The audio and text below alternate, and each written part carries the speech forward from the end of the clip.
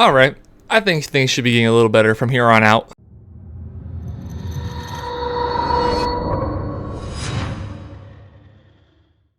What's up, everybody? Jacob here at Miami Dolphins Syndicate. We're in my room today, a little bit different than how we normally do things. FAU Studios closed, so we're going to have to make do by being here today.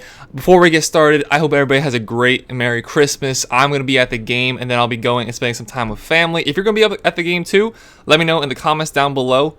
We're going to be spending some time together, even if we're not there at the stadium rooting on our Dolphins. So let me know down below. And another thing before we get in, I felt a little embarrassed. So I went and finished up my Christmas shopping for some of my family members and specifically for my girlfriend Haley. And I went to IKEA to get this stuffed shark that she really likes. I'll put it on screen that she's been saying is really cool. And I got it mobile pickup, where I ordered it ahead of time. And I didn't realize you have to wait outside for it. You have to park in a specific parking spot to pick this thing up, or pick any mobile order up. And I felt so stupid watching everybody have their orders brought out to them, and it's furniture, it's appliances, it's actual stuff. And out walks this employee with his little stuffed shark out to my car. Oh my gosh, I felt so stupid, but I hope she likes it. Haley, if you're watching, I'm sorry, you already know when your presents are. But yeah, here we are to talk about the Miami Dolphins, talk about the Miami Dolphins, Green Bay Packers on Christmas Day. And this should be the start of better things to come for the rest of the season. So we have 3 winnable games in a row, starting with the Packers. Then we have the Patriots up in New England. Depending on the weather, that might be a little harder than we hope for.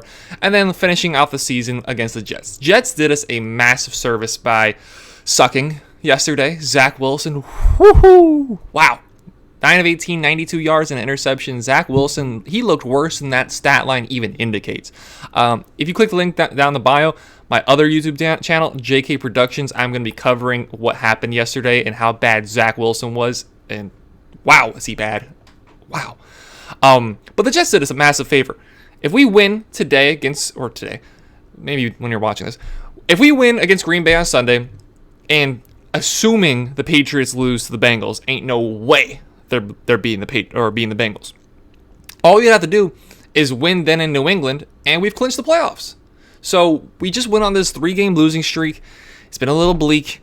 We've all felt a little sad and down by ourselves. But we have the opportunity to clinch the playoffs in a week, assuming things go the way it's supposed to. But that first starts with the game that we have this Sunday on Christmas against the Green Bay Packers. So, Jacob, what's the biggest threat the Green Bay Packers provide?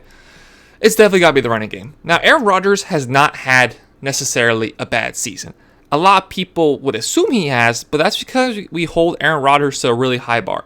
Aaron Rodgers just over 3,000 yards, 23 touchdowns, 10 interceptions, which is a kind of different type of year we've seen from him. He's been less efficient, and if anything else, that's what he has been. He's got a beautiful ball. He hasn't won a lot of meaningful playoff games.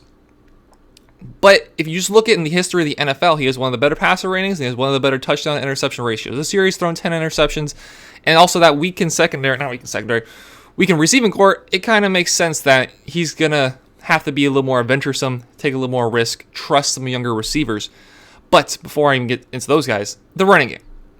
Aaron Jones and now A.J. Dillon have been a formidable running back, pairing 3 touchdowns combined in their win last week.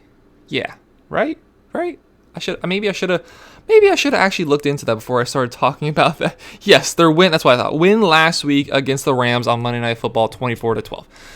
A.J. Dillon hadn't had the best of the starts of the season, but they've been giving the ball more and more here in the second half of the season, and he's been having an impact and got in the end zone twice last week because of it. And Aaron Jones, he can hit you with all sorts of ways. He's just short of 1,000 rushing yards on the season. 3 rushing touchdowns. He's also gotten to the end zone multiple times in the receiving game. And for me, it's been nice. I have him on my fantasy team. So I'm going to be a little... I'm in the semifinal.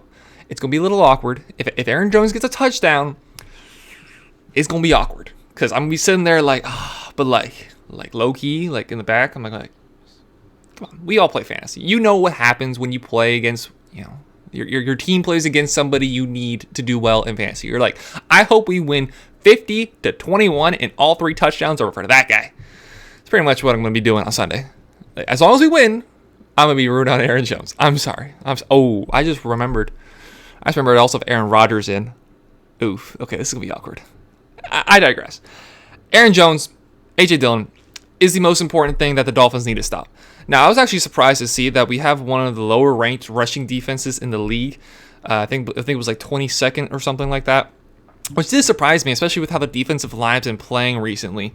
I'm not sure if that equates in also how we've done against rushing quarterbacks, because if that's the case, then I understand, because we definitely struggled against Justin Fields, even struggled against Kenny Pickett to keep him in the pocket. So if that's the case, if those are added in, I understand that. But I thought we'd done decent against running backs over the course of the season, but they are a massive focus for what we need to do on defensively to succeed on Sunday. The defense has been what's holding us back a little bit throughout the season, and it makes a lot of sense when you look at how beat up the secondary is.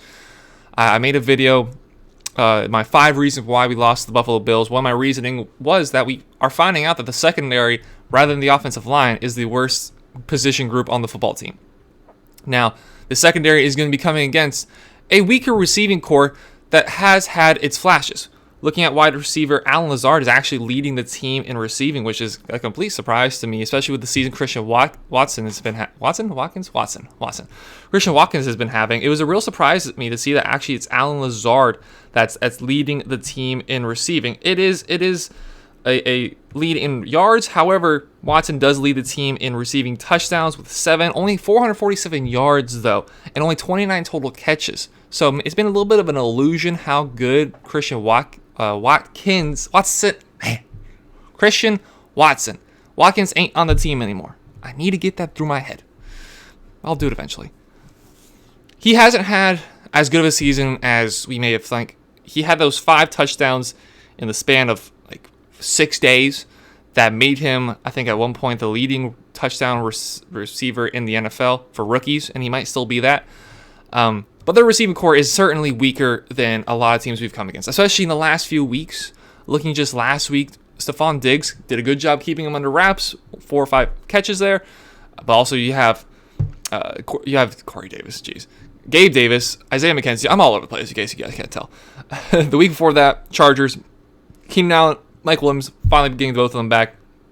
Week before that, San Francisco 49ers, the monstrosity they have there for weapons. And that's what's cost us the game. They've been able to get to their playmakers. That, amongst a few things, would cost us the game. They've been able to get to their playmakers better than we were. And a lot of that's because of the fact that we have Keon Crossan guarding the other team's best receiver way too often. And by way too often, I mean any more than one time a game. We see Keon Crossan, another team's best receiver, and he gets exploited. Last week, Kader Kahu got exposed on the last drive of the game. Pass interference, or then on the 5-yard line. We need our young secondary pieces to step up. We need these guys who, yes, they're 5th, 6th, 7th options, some of them. We need them to step up because Aaron Rodgers, if nothing else, got the experience. He's 38 years old. Who knows if he's on the Packers next year? I kind of think he might end up in division with the Jets. That's a conversation we can have at a later time. But the experience of Aaron Rodgers combined with the inexperience and lack of talent in our secondary is definitely a concern. So we need to stop the ball, and we need to get some pressure on Aaron Rodgers. Now, the defensive front has been fantastic recently. Christian Wilkins is playing some of his best football in a Miami Dolphins uniform over the last 3 games. He's been very disruptive in the backfield, both for the quarterbacks and both for the running game. Jalen Phillips has had a huge impact over the last few games. Need them to step up. Need the secondary to step up. The defense, it is a lot about the defense. We know what we're getting from the offense. We're not so worried about the offense. The offense is going to be there. And I expect Tua to have a very good game on Sunday. I expect us to have a majority of the possession. Now, we finally saw a running game where he mostered 132 yards last week. We finally saw that, and that has to persist for the rest of the season if we want serious success. I can't stress that enough. Last few games, teams were just constantly playing Tampa 2, cover 2, playing the linebackers back. We need to be able to run the ball for the other teams to respect the fact that we want to go to play action. We want to fake the handoff and see how that opens up the offense. We're trying to find gaps in the defense to get our great playmakers, Tyreek Hill, Jalen Waddle, the ball. We saw that last week. They came out playing Tampa 2. It was a little rough, but guess what? We ran the ball with a lot of success, and they had to respect that. They put the linebackers up, And next thing you know, Jalen Waddle gets hit 20 to 30 yards beyond the line of scrimmage, runs around the safety like he's a traffic cone, and next thing you know, he's waddling in the end zone. The way to see more of that is if we can have continued success from Raheem Mostert. Now Jeff Wilson is probably going to be back. Those two need to put in work and have some great games over these next 3 games. I want to have the playoffs clinched by next week. I want to be coming back to you guys next week, next Friday, and say, okay, all we got to do is win up in New England, and we're good. Then it's just a matter of, are we the 5, or the 6, or the 7? We're not getting the division. At one point, it was a little bit of a pipe dream, but we're not getting the division at this point. So I want to be talking about, and we'll preview 2 weeks from now, what seed are we getting? Not, we got to beat these Jets, or we're out of the playoffs. I don't want that scenario to even be possible. I want to get things done and dusted, and that starts with Green Bay. I think we will win. If I had to go out with a scoreline, I'm probably going to lean. I didn't even think about this beforehand. I'm telling you guys, I'm a mess today. A little bit different here in my room. I didn't even is my background clean? You see, I got a box right there, got a candle right there. Like, it's not a professional day today. I didn't put in a lot of work. I literally sat down. I just got home. I sat down and started recording. Not professional work. I apologize. If I'm going with a score line that I have thought about for 0.2 seconds, I'm going to go with Miami Dolphins 31, Green Bay 20. And I think that 20 is going to be 2 Aaron Jones touchdowns passed from Aaron Rodgers. Don't ask me why. That's just what I think. I think Tyreek Hill gets in the end zone again. I think Waddle gets in the end zone again. Theoretically, any game that we can get both of them in the end zone, we should be winning. Our 2 best offensive pieces, if we're able to get both of them in the end zone, we were so close to doing that on Saturday against the Bills. It was a game that we really did. We outcoached them. We outplayed them. Except then they just have a certain guy named Josh Allen who on the last drive decided that we don't need the football anymore. And that he was going to run the clock down and lead them down the field and kick a game-winning field goal. Oh, I forgot the point I was even going with that. Jalen Waddle, Tyreek Hill, get in the end zone. Raheem Mostert or Jeff Wilson. I need a combined 150 yards between our running backs. We had 198, I think it was, against the Browns. Yes, against the Browns. And then since then, outside of last week, it's not been the sharpest of attacks on the ground. That needs to change. To run the offense efficiently, to make them respect our running game. Therefore, bring their linebackers up and not take away the middle of the field like the teams have been recently. We run the ball, we can beat anybody. If we can run the ball, we can seriously beat anybody in the NFL. Starts with this Sunday. Starts with Green Bay. Let me know down in the comments what you think below. What do you think about who's going to win? I feel like we're going to be a little biased here. Let me know score predictions. Let me know what you're doing for Christmas. Are you going to be at the game? Are you going to be watching at home? What kind of presents you getting? What kind of presents are you giving? Let me know down below. Get interactive. If you haven't done so already, please subscribe. Here, Miami Dolphins Syndicate just got to 70 subscribers. We're very appreciative of that. Let's grow on this channel. Come here to talk nonsense with you guys. But thank you very much for watching. Have a Merry Christmas. Take care, everybody.